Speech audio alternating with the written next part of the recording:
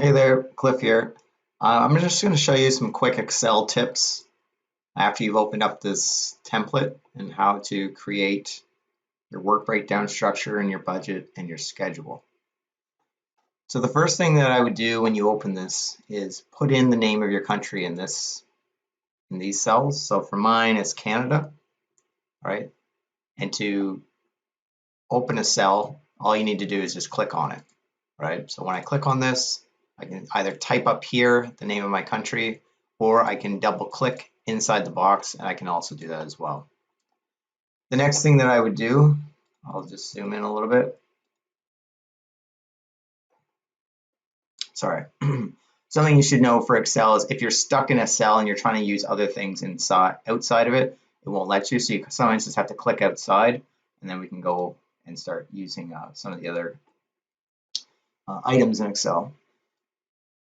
The next thing I would do is look at your project start date. Now, your project start date is going to come from your milestones that you would have gotten assignment 2. If you didn't get a start date, so if you go through your project charter and you go through your assignment 2, your simulated project, if there is no start date, you can choose whatever date really you want. For this, it's I have it as November 6, 2023, but we can show you how to do it.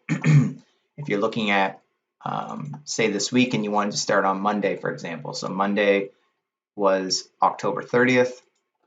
All right, so you could do October 30th, comma 2023. Now this cell is already set up to take dates. Okay, so all you just need to type it in and it will work. Again, if it's a future date, that's okay. What this Excel sheet needs to run is it needs a date to start with. The next thing that you can move to is this other yellow cell, which is project manager. So for me, it's just Cliff, Worden Rogers. You can, if you're in a group, you can say and whoever. But if it's just you, just put in your name. Okay, it just makes it a little more formal. And again, if you were having to share this with another project manager, you can it has your name to say who is this, or if someone's taking over a project from you, that's another reason why you would have an initial project manager, and then you would change it. The next thing I want to bring your attention to is these cells. So let me zoom in a little bit. So we have a phase, we have our deliverable work packages, we have our resource, budget, start date, and end date, right? So the phase really is our phases are broke down. There's initiation, planning, and design, execution, monitoring, controlling, and closeout, right? So this purple cell, there's basically nothing really going to be in this cell except for you're going to have a budget, right? The budget number will pop up, but everything else is pretty much not used in this purple cell here. Underneath, we have another phase called initiation phase. Now, why do I have this double? It's really a simple reason. One is that anything in these cells, so this lighter blue, anything in this lighter pink, and anything in this lighter green, anything in this lighter yellow, anything in this lighter, I don't know, bluish, I guess, will pop up in this calendar. All right, so this is like our Gantt chart. So this is what's going to show us all the scheduling information that we want to see with our project. All right, so that's why this replication is here. Now, what's important about this is in your initiation phase, or any phase, I should say, you're going to need a start date and an end date. Now, I've defaulted this start date to equal this project start. So please don't delete this because the initiation phase is when your project starts. All right, so this is now set to this. But what we need to do is we need to figure out when is the end date of the initiation phase. And this is usually determined in your assignment 2, right?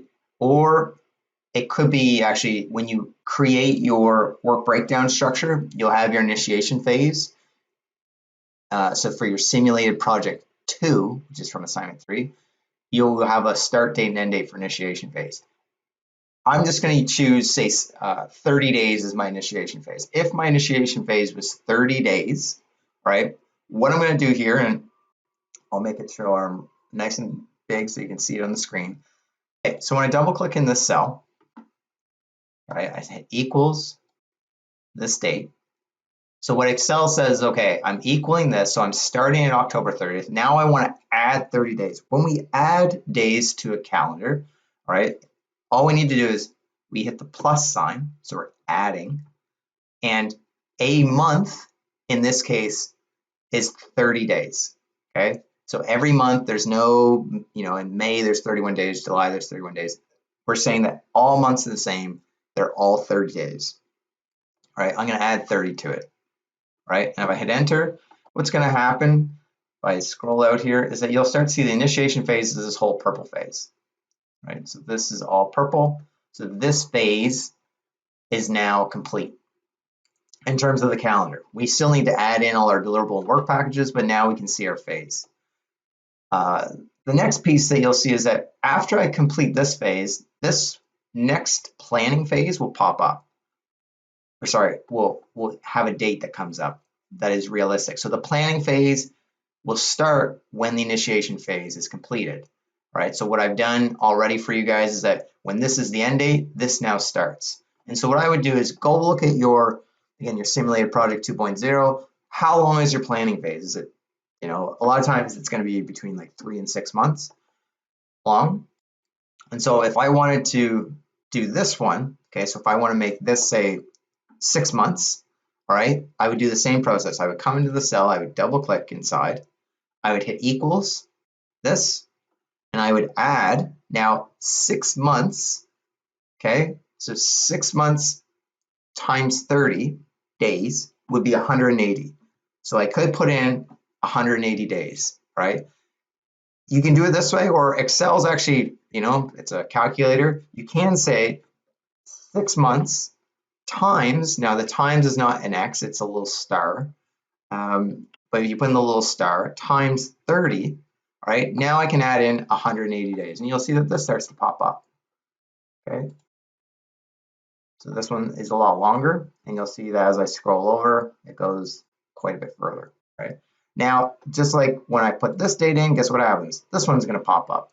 And what I would do here is go through and finish this out. So go through execution, go through monitoring and controlling, and go through your closeout, fill in all those dates first, populate the calendar to the right, right?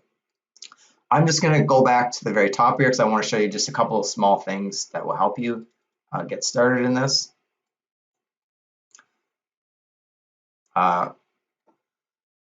The next thing, once you have your dates, all your start dates and end dates completed, is you're gonna have to start filling in your initiation phase, planning, design, all that. And what you'll want to start thinking about is, your deliverables and work packages. Now, your deliverables and work packages, that comes from your simulated project, right? And I'll bring in an item here and I'll show you what that looks like. So I just opened up Assignment 3 Canada, and so what my project has given me is the initiation phase is 1 month. The work package 1 is project kickoff, right? So my work package 1 looks like this. What I can do is I can highlight the text. If I right click, I can go copy, right? And then if I come into Excel, right, I can double click inside the cell, right click, and then hit paste. And now I have my work package 1 project kickoff, right? I can come back in to my document, task 1, define project objectives. I can copy that, so I can hit Control C, or I can right click, copy, come back in, come underneath, paste, right? If it gives a little error, it just probably doesn't like the little thing out in front. You can just delete that. So then I have my pieces in here. Now, this is how you're going to do it for all your deliverables, all right? You can bring in your deliverable and then your work packages underneath. For those that are good at Excel, you can, if you want, you can insert cells and those sorts of things to make it look cleaner, almost like a hierarchy. If you're not that comfortable with Excel, what I'm showing you now is, it's just fine. There's some other items here, okay? So, which I'm just going to move on to show you kind of how to fill these out. So for a work package, we should have a resource for this, okay? So I've set this up already as a pull-down menu. And a pull-down menu, the way it works is if you click on this little thing, there's items in here that you can choose. Now, I haven't filled these out yet. You're going to need to do this yourselves. And the way you do that, okay, is you go into your project. Let me go grab my project here. You're going to need to go grab your stakeholders, okay, your stakeholder list. And then what you're going to do is you're going to grab your, what I would do is probably just copy the end of this, okay, of the name. But if actually, we'll just do the whole thing. It doesn't really matter. I'm going to copy this whole thing. So I have my stakeholder list, the project owner is XYZ Developments. I'm going to right click that. I'm going to copy it, okay. And then we go back to the Excel sheet. Down here at the bottom, there's a tab called Resource. Okay, if you go into this, I've put this together so that if you right click in here and you paste in your stakeholder list, okay, so for every stakeholder you can fill this out, put it in, just go between your document. Again, you're just grabbing all your stakeholders, right clicking, copy, come back over. Right click, paste, okay. Again, you're gonna do that for all your stakeholders. You might want to do that now. Just pause the video and fill those all out, but I'll show you what it will look like on this side. So if I come in here, all right, I can select the resource, so the person that's going to complete this package, all right, from this drop-down list. Okay, now in this case, the resource project owner XYZ Developments is going to do work package 1 project kickoff. Probably makes sense. They're the owner. They're going to be involved in doing this kickoff and also define the project objectives. They will also likely be the ones doing that as well. Now, I haven't set this up perfectly so that if you have multiple people involved with this, because that happens on projects, right? It's not just one person. You can have multiple. But for this exercise, I didn't want to make it too crazy in Excel. It's okay just to have one person doing it. So if you have like, a general contractor doing work, all right, you can sign the general contractor to do, the MEP work, mechanical, electrical, fire protection stuff. If you do have a subcontractor doing something like the civil work, all right, concrete forms and all that stuff, you can select them. All right, but the big thing is make sure that this resource matches yours, okay, matches your stakeholder list, and it's okay if they're not all filled out. I tried to give as many as I could because I think the maximum that I'm seeing is around 15 names. If you get stuck and you're not sure how to add more, if you're over that, let me know. But I would say that this should be enough. All right, moving on. The next piece to this, so actually let me go back just a second. For the resources, each individual task item in here is going to have a resource assigned to it. That's part of this piece of the assignment, right? So every single one of these, you should have a resource that's going to be tied to it, right? And as you'll see here, it doesn't matter where I am now. I can go down to this cell in the next stage, right? They're all able to be selected, right? So once you do this work, it's good for each phase. The next one that I wanted to bring your attention to is the budget. The budget is an item that I'm asking for in each of this pieces as well. So the budget, again, is going to come from your the simulated project 2.0. So this next phase in assignment 3. For this initiation, all right, so when I asked ChatGPT to give me a budget for this piece, this first work package, all right, is estimated to cost $100,000, right? So I can do the same thing. I can come in here and I can select the cost, right? So I can copy that and I can paste it in right here, okay? And so you'll see that when I paste this item in, the budget comes up to the top. And what would happen is like if I said that this phase costs, $50,000, you'll see that each item starts populating up here. Okay, so if I have this, this random 0, and there's nothing in here, but all of these numbers, okay, start adding to the top to show my total budget. So it's a way of kind of ensuring, and it's, for this assignment, it's really about checking, does the budget, this number match, what your simulated project 2.0 gives you, okay? Like for mine, my construction costs, or really my whole project cost is $100 million.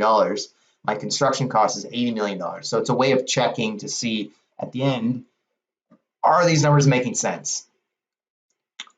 Right, so that's something else that can be filled in. If you need to delete things, all right, you just select over top of the cell, all right, you select the outside. You don't double click, you actually just select the outside of the cell so it's highlighted, and you just hit delete, backspace, that'll get rid of the number, all right, so I can delete those off. A couple other things I just want to show quickly for Excel. If you have, initiation phase probably isn't a big deal, I left you lots of space, all right?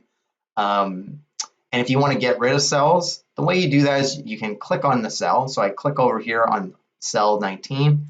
If I right click on my mouse, I can go delete, okay? And it'll delete that cell, right? I can also, if I want, say I want to get rid of all these cells because I just want to make it look prettier, I can right click. So I've highlighted this, so I'll do it again, right? So I click on 18, I hold my mouse down on the left button, I hold it down, and I'm highlighting it, okay? Then I can right click and hit delete, right? And that'll delete all those. If I say, oops, I shouldn't have done that, you can go up, there is an undo button. I actually don't remember where it is because I just remember it. Control Z is typically my undo. There is a button up here somewhere. Oh wait, sorry, I found it, right up here. Okay, so the undo, if you hit undo, okay, it brings all those cells back. So if you mess something up, you can just undo it. The opposite you can do, so instead of deleting cells, you can insert cells. And in the initiation phase, you're probably not going to add cells, but down here in the execution, you may have several. I tried to leave you lots and lots of space so you wouldn't have to add that many. But if you need to, the way you add a cell in here is you can right click on whatever cell you want to add something, and you can go insert. And you'll see that this cell just comes in. What it would look like here with text is if I right click and insert, it's going to add a cell between the two. All right, so this is useful if you want to add something in between here. All right, some more text in here, you can insert it. Again, if you don't like that, you can right click again, you can hit delete, and it'll delete that cell. All right, and again, undo is your best friend. I think that's really it for what I wanted to show for the Excel stuff. Hopefully this is helpful. Again, there's lots of videos out to help you with Excel. You don't have to use just this one, but this should give you kind of an overview of how to use it, and hopefully it was, again, very helpful.